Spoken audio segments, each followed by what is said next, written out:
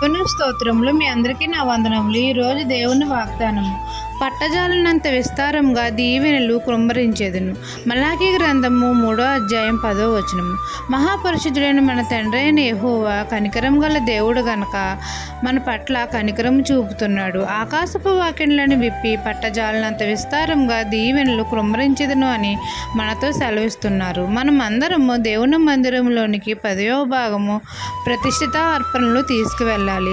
దేవుని మందిరంలో ఆహారం ఉండనట్లు దేవుని మందిరపు నిధిని మనం నింపాలి. అప్పుడు దేవునికి ఇవ్వాల్సిన అర్పణలు దేవునికి ఇచ్చి మనం దేవునిని బ్రతిమలాడుకోవాలి, దేవునికి మొరపెట్టాలి. అలా చేసిన ఎడల మన తండ్రి ఆకాశపు వాకిళ్లను విప్పి పట్టజాలనంత విస్తారంగా దీవెనలు కృమ్మరిస్తాడు. మన పంటను తినివేయు చీడపురుగులను గద్దిస్తాడు. మన పంటను పచ్చగా ఉంచుతాడు. ఆనందకరమైన దేశంలో మనల్ని నివసింపజేస్తాడు. సమృద్ధి అయిన ఆహారము మనకు దయచేస్తాడు. ఈ దిన వాగ్దానం నా జీవితంలో నెరవేరాలని కోరుకుంటూ దేవుని సువార్త పరిచర్యలో మీ సహోదరి. ఆమెన్.